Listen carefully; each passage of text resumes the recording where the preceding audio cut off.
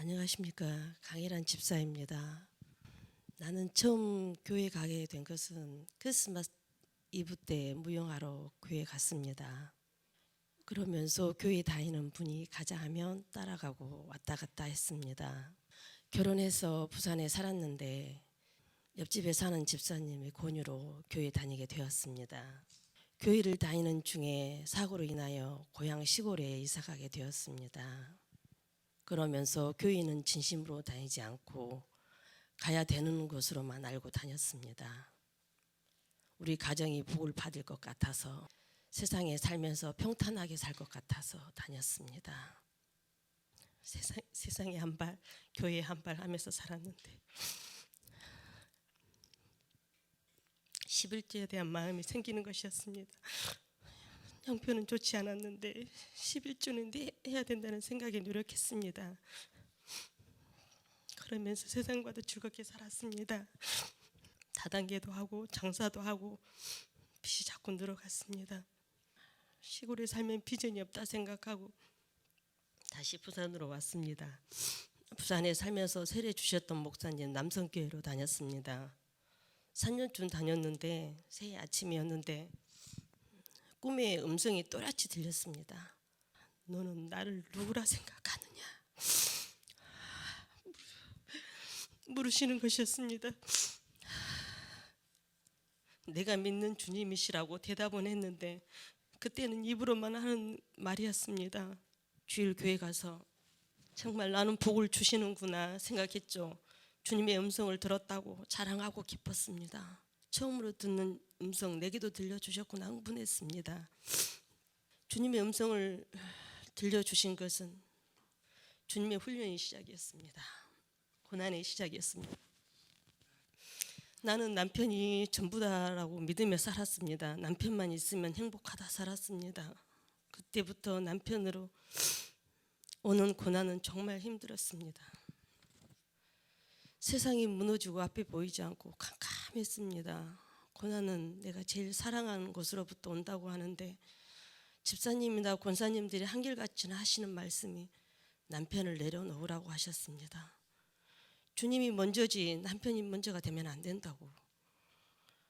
그래서 고난이 온다고 말씀하시는데 우리 하나님은 질투의 하나님인 줄을 모르고 그때는 깨닫지 못했습니다. 오로지 눈물로 기도하면서 견디기 시작했습니다. 나는 그때 새벽 기도를 시작했습니다. 새벽 기도가 얼마나 큰 도움이 되는지, 새벽 기도가 얼마나 내 마음을 위로해 주었는지 모릅니다. 주님은 새벽기도 때마다 내 마음을 만지시고 위로해 주었는지 모릅니다. 주님은 새벽기도 때마다 평안을 주시고 새벽에 걸어가면 나는 땅을 밟지 않고 붕 떠서 가는 것 같았습니다. 우리 하나님은 새벽기도 하는 자녀를 얼마나 사랑하시는지 그때 알았습니다. 새벽기도도 내가 하는 것이 아니라 주님의 힘을 주셔서 하는 것을 이제 깨달았습니다. 새벽기도 하면서 에레미야 33장 3절 말씀, 너는 내게 부르짖으라 내가 내게 응답하겠고 내가 알지 못하는 크고 은밀한 일을 내게 보이리라. 그 말씀이 콕 박히면서 묵상하며 기도하게 되었습니다. 그때 나에게 기도로 말씀으로 도움을 주신 전도사님이 계셨습니다.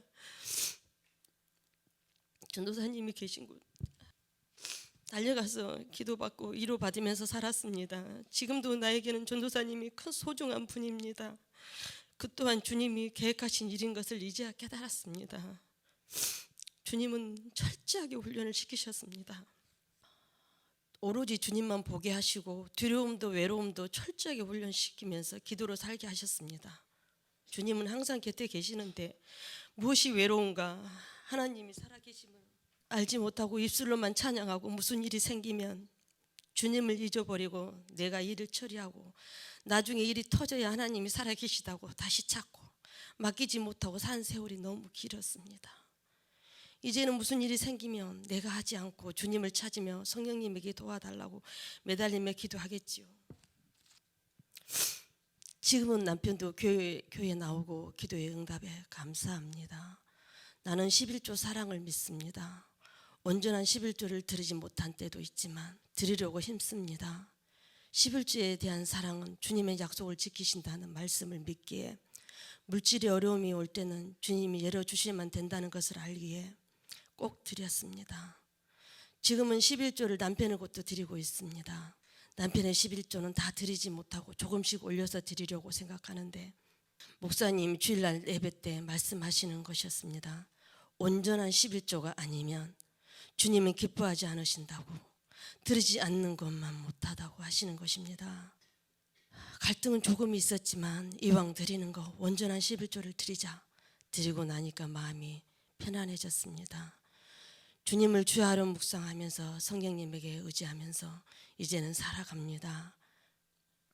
이 간증으로 시험당하지 않고 넘치는 성령의 충만함으로 채워주실 줄 믿습니다.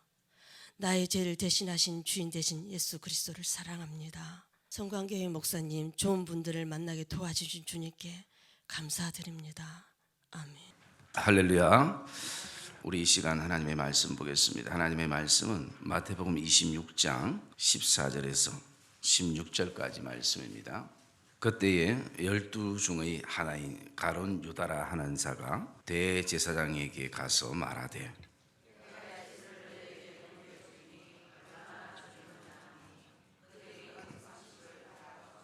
그가 그때부터 예수를 넘겨줄 기회를 찾더라. 아멘. 얼마를 주려느냐. 이 고난주간을 통해서 우리가 예수의 흔적, 즉 예수님의 그 발자취를 요일별로 좀 묵상을 하려고 합니다. 지난 시간들도 이렇게 보면 예수님께서 이 땅에서 십자가에 못 박혀 돌아가시기 전에 이 한 주를 어떤 사역과 섬긴 가운데 보내셨는가라는 것을 보면요, 주일날 주님은 나귀를 타고 예루살렘에 입성하셨습니다. 그리고 그곳에서 소경을 고치시기도 하셨고, 그리고 월요일은 주님이 열매 없는 무화과 나무를 주님께서 저주하셨고, 그리고 성전을 또 깨끗게 하셨던 사역이 있었습니다.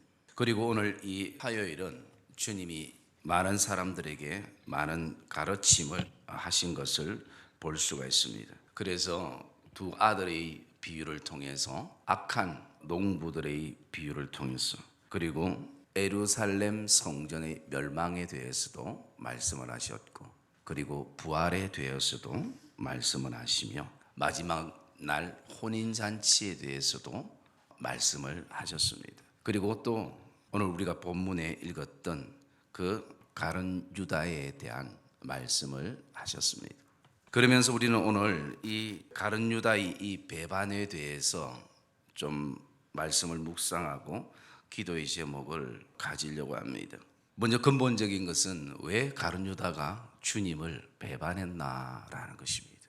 그냥 군중이나 무리가 아니고 그 예수님의 제자 가운데, 또 예수님의 제자 가운데서도 어쩌면 가장 중요한 재정을 담당하고 있는 그런 한 제자, 어쩌면 누구보다도 주님을 더 잘 섬겨야 될, 그리고 더 많은 일들을 감당하고 옆에서 주님의 수종이 되어야 될 이 가룟 유다가 왜 주님을 팔았나라는 것입니다. 오늘 15절의 말씀에 보니까 가룟 유다가 이렇게 얘기를 합니다. 내가 예수를 너희에게 넘겨주리니 얼마나 주려느냐라는 것입니다. 우리가 잘 알고 있듯이 이 가룟 유다는 열심당원 중에 한 사람이었습니다. 그 열심당원들은 그 당시에 무력으로, 힘으로 이스라엘 백성들이 이 로마에서부터 자유를 추구했던 그런 열정과 뜨거움과 국가를 너무나 사랑했던 사람들이 바로 이 열심당원 사람들이었습니다. 그래서 이 시몬은 주님을 따르면서 그 안에 가졌던 마음은, 이제 이 예수 그리스도를 통해서 이 나라가 진짜 회복이 되겠구나. 하나님 나라보다 더 우선되는 것은 이 현실 속에 이 로마의 속국에서부터 우리가 자유함을 얻고 이제는 우리의 권리를 찾고, 그리고 그 속에서 우리가 살아갈 수 있겠구나. 그것이 이 가룟 유다 안의 꿈이고 소망이었습니다. 그런데 이 가룟 유다에게 엄청난 소식이 들려집니다. 그 소식은 다른 것이 아니라 자신이 그렇게 기대했던 예수님이 이제 내가 너희를 위해서 십자가에 죽을 것이다 라고 말씀하시는 거예요.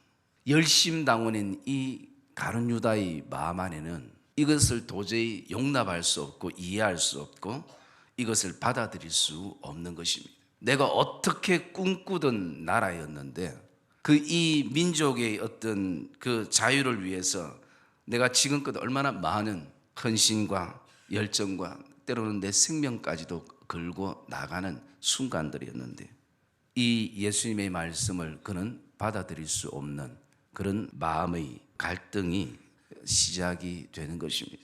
그래서 우리가 왜 가룟 유다가 예수님을 배반했는가 라는 것을 바라보면요, 오로지 자기 생각과 그리고 자기의 방법이 우선되었다라는 것입니다. 여러분, 오늘 예수님을 은 30에 팔았습니다. 뭐 그렇게 돈은 중요한 것 아닙니다. 은 30이라면 그 당시에 한 9달러 50센트, 즉 우리나라 돈으로 환산하면 한 10만 원 정도의 가치입니다. 그 당시에 이 돈은 정말 힘이 없고 너무 많은 일을 해서 병들어서 쓸모없는 노예를 주고 팔고 할 때 흥정됐던 가격이 바로 9달러 50센트의 가격이었다는 것입니다.